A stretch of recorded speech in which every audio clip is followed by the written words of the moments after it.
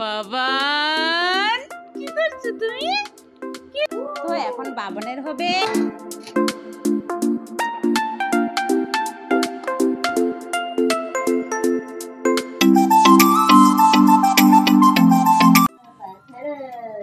নমস্কার, দেশি কুইন পঞ্চুর আরেকটি নতুন ভিডিওতে সবাইকে অনেক অনেক ওয়েলকাম, অনেক অনেক স্বাগত। সবাই কেমন আছেন? আশা করি যে যেখান থেকে ভিডিওটা দেখছেন সবাই খুব ভালো আছেন, এখন সুস্থ আছেন। তো এখন বাজে ঘড়িতে 8:10 আর নিশ্চয়ই একটা ঘের ঘের করে আওয়াজ পাচ্ছেন আপনারা। এই যে দেখুন, হিটার চালিয়ে দেওয়া হয়েছে, বাবানের এখন মালিশ হচ্ছে, নাকুমা বাবানের মালিশ করছে। আর আমাকে দেখতে একদম পাগলের মতো লাগছে না, তাই না? আসলে বাচ্চা হওয়ার পর থেকে আমার অবস্থা একটা পাগলের মতো হয়ে গেছে। কি খাচ্ছি কি করছি সেটা কোনো ঠিক ঠিকানা নেই। আর তো এখন তাড়াতাড়ি করে বিছানাটা গুছিয়ে নিই, আর বাবু মশাই মালিশ হলে পরে ওনার তো একদম খাচ্ছি খেতেই হবে, আর তারপরে ঘুমোবে কিনা তার কোনো ঠিক ঠিকানা নেই, কিন্তু ও আমার কাছে আসার জন্য কাঁদবে এটা ঠিক। তো চলো আগে তাড়াতাড়ি করে বিছানাটা গুছিয়ে নিই, তারপর তোমাদের সাথে কথা হচ্ছে। সকাল সকালবেলা থেকে মুড়ির সঙ্গে খাওয়ার জন্য কিছু না কিছু লাগেই, সেটা তো বাঙালিদের মাস্ট। সকালবেলা উঠে ভাবতে হয় যে মুড়ির সঙ্গে খাওয়ার জন্য কি করতে হবে। তো তার জন্য আমাদের বাড়িতে একজন দিয়ে গেছে, এই যে দেখো শাক। কি শাক আছে বলো তো? এটা মাঠের শাক, আর খুব সুন্দর, এটা কিন্তু খুব টেস্ট করে। তোমাদেরকে শাকটা যখন খাবো আমি, তখন আমি তো বেশি খেতে পারবো না, আমার তো বাবু আছে, বাবুর জন্য আমি বেশি খেতে পারবো না। তো এটা কি মাছরাঙা শাক, এই যে দেখো, তোমরা যারা যারা চিনো তারা বলতে পারবে। এটা এটা এটা মাছরাঙা শাক, এটা তরির শাক, সবকিছু মেশানো আছে। এটা বথুয়া শাক, এই যে দেখো বথুয়া শাক। তো তোমরা যারা চেনো তারা অবশ্যই কমেন্টে বলো, মানে তোমরা কি এই শাকগুলো চেনো? এই শাকগুলো কিন্তু সমস্তটা মাঠে পাওয়া যায়, আর এগুলো খেলে পরে খুব টেস্ট, মানে দারুণ টেস্ট করে শাকগুলো যদি পেঁয়াজ দিয়ে করা হয়। তো নাকুমা যে মালিশ করছে আমার বাবুটাকে, সে রান্না করবে। শাকটা তোমাদেরকে দেখিয়ে দিলাম, এই দেখো কি সুন্দর সবুজ সবুজ শাক রান্না হবে। এই শাকটা দেখেই আমার জাস্ট লাভ। আমি শাক, আমার মতো কারা কারা আছো যারা শাক প্রচুর ভালোবাসো। আর এই সকালবেলা মেশিনের শব্দ পাচ্ছ আমাদের এখানেই, আমার দিদির মেশিন আছে, তো এখানে মেশিনের শব্দ সবদিনই পাওয়া যাবে, এটাকে অ্যাভয়েড করতে হবে তোমাদেরকে। তার আগে দেখি ফ্লাক্সে গরম জল আছে কিনা, নেই, ফ্লাক্সে গরম জল করতে হবে। তো চলো এখন বিছানা গুছিয়ে নিই, তারপর তোমার সাথে কথা হচ্ছে। তো এখন বাজে ঘড়িতে 9:15 বাজতে যাচ্ছে, আর বাবুটা এখন ঘুমিয়ে গেল। যে দোলনাটাতে দিয়েছি দেখো, দেখাচ্ছি, এই যে দেখো ও ঘুমিয়ে আছে। তো ঘুমোক, আমি এখন এই যে কাপড় আছে ও যে ঘুমিয়েছিল, এগুলো কয়েকটা প্যান্ট ভিজা আছে, সেগুলো রোদ্রে দিয়ে আসি। আজকে তো তেমন রোদ্র ওঠেনি, চলো উপরে গিয়ে দেখি উপরে পরিবেশ কেমন আছে।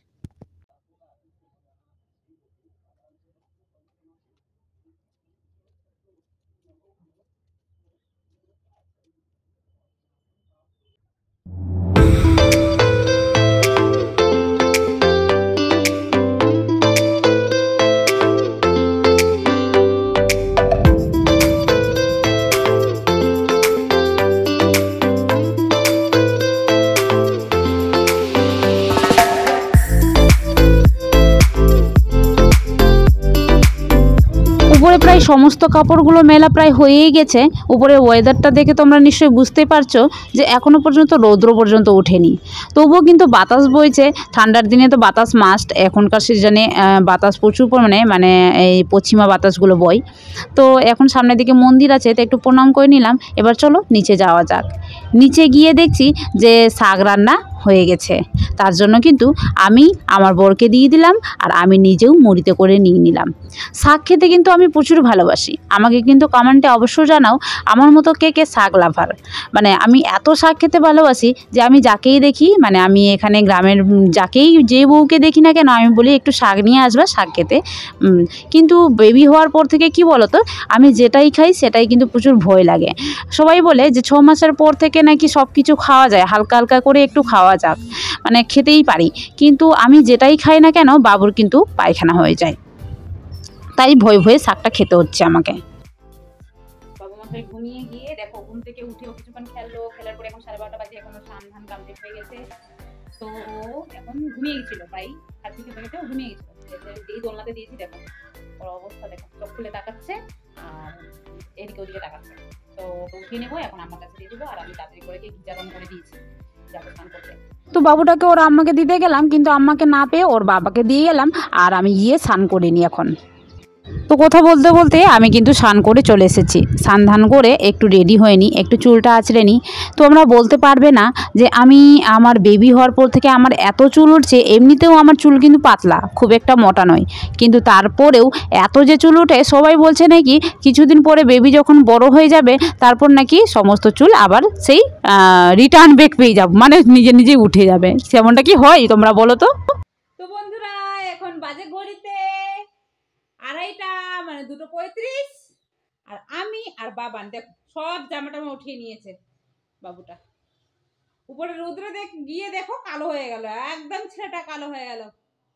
তো রৌদ্রে গিয়ে বেশ কিছুক্ষণ ছিলাম আমরা, খাওয়া দাওয়া হয়ে গেছে। বাবুরও হালকা একটু ভাত চটকে দিয়েছিলাম, তেমনটা খাইনি।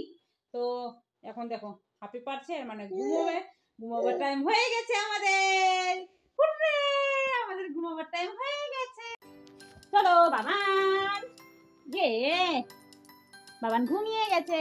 এবার আমরা জানলাটা বন্ধ করে দিই, আমাদের জানলাটা বন্ধ করে দিই।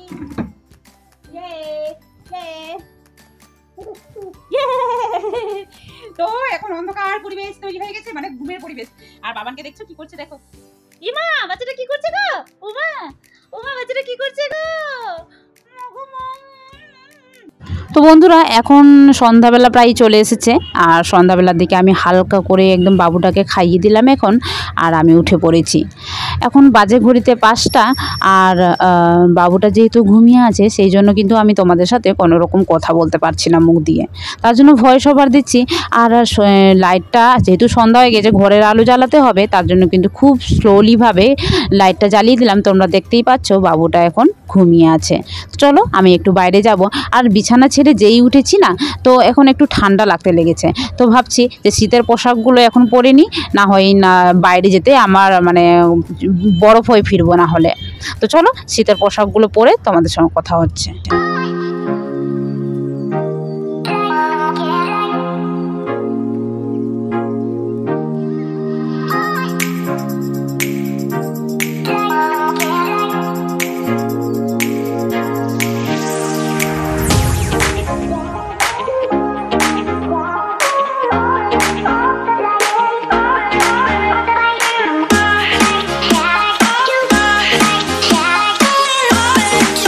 তোমরা একটা জিনিস দেখবে, যাদের বেবি আছে তারাই রিলেট করতে পারবে। যেই না মা উঠলো, বেবি একদম তার কিছুক্ষণ পরেই উঠে গেল। মানে ঠিক এমনটা আমার সাথেই হয়। আমি বিছানা ছেড়ে উঠলেই বাবান কিন্তু তার কিছুক্ষণ পরেই নিজে নিজেই চোখ খুলে ওখানেই বিছানায় থাকবে, তারপর কাউকে দেখতে না পেলে নিজে নিজে কান্নাকাটি করতে থাকবে। তো চলো বাবানকে উঠিয়ে নিই। বাবান কিন্তু এই টাইমে এখন দেখো এখন বিছানা থেকে বের করলেই, যেহেতু শীতের পোশাকগুলো আমি যেহেতু পরলাম, তো বাবানকেও বের করে এখন শীতের পোশাকগুলো পরিয়ে নেবো তাড়াহুড়ো করে, আর তারপর ওকে একটু বাইরে নিয়ে যাব, না হলে ও কান্নাকাটি করতে লাগবে। তো বাবানের সাথে একটু আমি ভাবছি যে একটু খেলা করে নিই, কারণ ওর সাথে মাঝে মাঝে খেলা করলে কি বলো তো, ও মাঝে মাঝে খুব মজা পায় আর খুব আনন্দও পাই বটে। তো ভালো লাগে ওর সাথে খেলা করতে।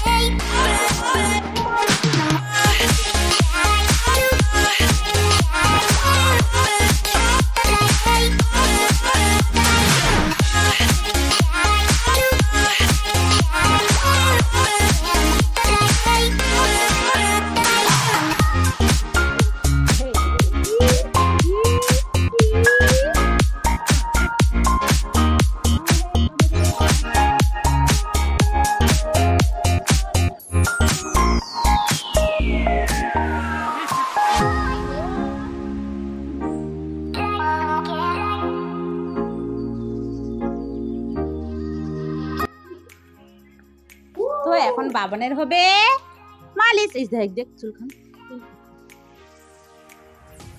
মালিশ করে নাও, মোটরটা চালিয়ে দিচ্ছি।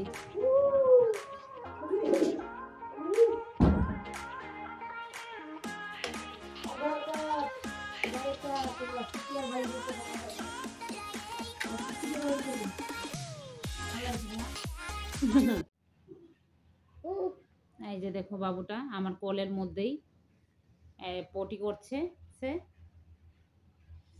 খাচ্ছে খাওয়াতে খাওয়াতে এখন তার পটি পেয়ে গেছে। আমার তো এখন ভয় করছে যে তার এখন তিনবার পায়খানা হয়ে গেল। আর সকালবেলা শাক খেয়েছিলাম যেহেতু, তো সেটার জন্য পায়খানা করছে না আরও কি পায়খানা হবে, তো খুব টেনশনে আছি আমি এই নিয়ে। এই জন্য আমি এটা ওটা খাই না, জানো। মানে আমার ক্ষেত্রে কি হয় বলো তো, আমি যেটাই খাই মানে আমি ভাবি যে একটু খেলে হয়তো কিছু হবে না, কিন্তু ওটাই অতটুকুটাই আমার ক্ষেত্রে এফেক্ট করে দেয়। মানে বাবুটা যাকে বলে 6 মাস হয়েছে, কিন্তু কিছু সহ্য করতে পারে না। আদার্স বেবিরা যেভাবে নিয়ে নেই, মানে মারা একটু হলেও 6 মাস পর একটু একটু করে খেতে শিখে খায়, তো আমি একটু খেলে পরেও ওটা এফেক্ট করে নেই বাবুটার। তো দেখো আজকে যেমনি একটু শাক খেলাম, তার মধ্যে বললাম না মাছরাঙা ছিল, বথুয়া শাক ছিল, আর একটু হালকা তরি কয়েকটা পাতা ছিল, বেশি ছিল না। তো খেয়ে নিয়েছিলাম, একটুই খেয়েছিলাম মুড়ির সাথে মেখে, সেটাই হয়তো এফেক্ট করেছে। তো এখন দেখি রান্নাতে কি খাই। দুপুরবেলা তো আমার জন্য খাওয়ার হয়নি, আমাকে তরকারি বলতে গেলে খেতে হয়েছে কি তোমাদেরকে দেখাচ্ছি, তোমাদের সাথে শেয়ার করা হয়নি। এখন তোমাদের সাথে শেয়ার করবো যে আমি দুপুরবেলা কি খেয়েছিলাম এবং এখন কি খাবো আমি। তো চলো বাবুর পায়খানাটা পরিষ্কার করে দিই, তারপর তোমাদের সঙ্গে কথা বলছি। তোমার পতি হয়ে গেছে সোনাই, পতি হয়ে গেছে, পতি করছো তুমি, ও মা কষ্ট হয়ে যায় না তো। এই জন্য জানো তো আমি সব কিছু যা খাই না কেন সব কিছু খেতেই আমার প্রচুর ভয় লাগে। আমি ভিডিওর প্রথমেই বলেছি যে আমি যা খাই, বললাম না সকালে শাক খাচ্ছিলাম তো ভয় ভয় করছিল, সেই ভয়টাই এখন পুরো প্রুফ হয়ে গেল। তো তোমরাই বলো যে আমি কি করে কিছু খাবো। তো বলতে বলতে আমি রান্নাঘরে চলে এসেছি, আর রান্নাঘরে এসে রাতের জন্য খাবার চাপিয়ে দিলাম। এখানে ভাত, রুটি আর ছানা ফাটাবো। তো চলো ভিডিওর মেন টপিকে আসা যায়। যে আমাকে অনেকজন বলেছে যে বেবি 6 মাস ধরে কিছু খেতে পারে না, 6 মাস ধরে কিছু খেতে পারে না, তারপর 6 মাস পরে হালকা এটা ওটা খেতে পারে। কিন্তু আমার অবস্থা যে এতটা কাহিল হবে আমি জীবনে ভাবতে পারিনি। আমি ভাবলাম 6 মাস ধরে যাক কিছু না খাওয়াই যায়, তারপর তো এটা ওটা খেতেই পাবো। কিন্তু 6 মাসের নামে যে এখন 7 মাস হতে যাচ্ছে, আরও যে কতদিন হবে সেটা কোনো গ্যারেন্টি নেই। কিন্তু আমি যেটাই খাই না কেন এখনও পর্যন্ত আমাকে জিরা ভাটা ঝোলেই কনভার্ট হয়ে থাকতে হচ্ছে। মানে আমি কোনো রকম ট্রান্সফার হতে পারছি না যে একটু ভালো মন্দ খাবো। আমার কিন্তু যে কারো ইচ্ছা করে, বর্তমান দিনে কিন্তু এত কিছু বিক্রি হয় যে কারো ইচ্ছা করে এটা ওটা একটু কিনে খাবে, কিন্তু আমার ক্ষেত্রে এতটা অসম্ভব হয়ে গেছে যে আমি যেটাই খাই না কেন বাবুর কিন্তু পায়খানা হয়ে যায়। তো কোন মা নিজের ছেলের খারাপ চাইবে বলো। তার জন্য কিন্তু আমি কিছুই খেতে পারি না। দিনের পর দিন আমার অবস্থাটা এতটা কাহিল হয়ে যাচ্ছে, তার জন্য কিন্তু আমার শরীরে মানে বলে না যে একটা মা কখন অবস্থা খারাপ হয়, এইসবের জন্যই একটা মায়ের মানে একটা মেয়ের অবস্থাটা দিনে দিনে আরও খারাপ থেকে আরও খারাপ হতে থাকে। তা এত দুরবস্থা হওয়ার আমার একমাত্র কারণ যে বাবুটা এখনও পর্যন্ত খাওয়ার খেতে শিখেনি।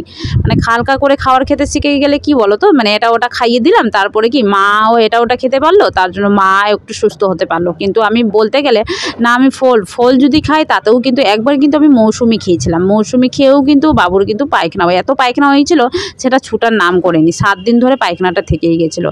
তার জন্যই কিন্তু আমি এটা ওটা খেতে খুব ভয় পাই। তো বাবু হওয়ার পর থেকে আমার অবস্থাটা কিন্তু দিনের পর দিন কাহিল হয়ে গেছে। তো তোমরা দেখতে পাচ্ছ বলতে বলতে এখানে ছানা ফাটিয়ে নিয়েছি, ভাত করে নিয়েছি, তরকারি হয়েছিল মাছের তরকারি, আর রুটিও করে নিয়েছি, সব কিছু হয়ে গেছে। চলো তোমাদের সঙ্গে পরে কথা হচ্ছে, এখন বাবুটার কাছে যাই। যা ও যাচ্ছে এখন। তো বাজে ঘড়িতে এখান থেকে দেখতে পাচ্ছ না, বাজে ঘড়িতে 8টা। আমার রুটি ভাত রান্না করা হয়ে গেছে, ছানাও ফাটানো হয়ে গেছে। এখন বাবুটাকে নিয়ে আমি একটু এর সাথে খেলবো, প্লাস একে ঘুমানোর চেষ্টা করবো। যদি ঘুমাই তো ঘুমাই, না হলে আমি আবার খেতে যাবো, তোমাদের সাথে শেয়ার করছি। চলো একটু করে আবার তোমাদের কাছে আসছি। বাবা কিছু বলবো না তুমি, তোমার খিদে পেয়ে গেছে? ও বাবা তুমি খেলা করো, তুমি খেলা করো, আমি খেতে যাই। হ্যাঁ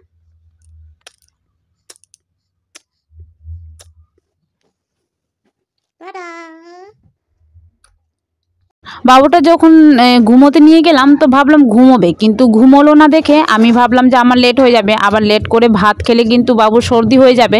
যেহেতু ঠান্ডার দিন আছে, ঠান্ডার দিনে খুব একটা ভাত খাওয়া ঠিক হবে না, যেহেতু বাবুর পেটটা ঠিক মতো থাকে না, থেকে থেকে পায়খানা হয়ে যায়, তার জন্য কিন্তু আমি ভাতই খাচ্ছি।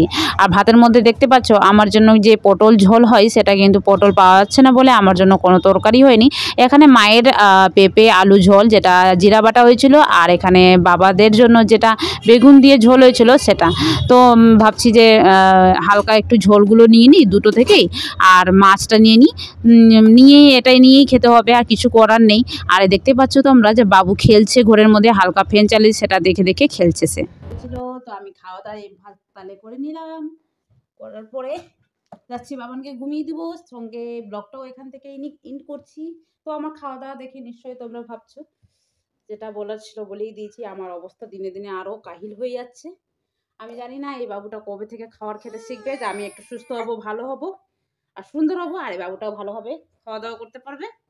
তো চলো সব কিছুই তোমাদের সাথে শেয়ার করব। আজকের ব্লগটা এখান থেকেই, দেখা হচ্ছে কালকে নতুন ব্লগের সাথে। আজকের জন্য টাটা, সবাই ভালো থেকো, সুস্থ থেকো, আর আমার ভিডিওটা ভালো লাগলে অবশ্যই লাইক কমেন্ট শেয়ার করে আমার চ্যানেলকে সাবস্ক্রাইব করে পাশে থেকো।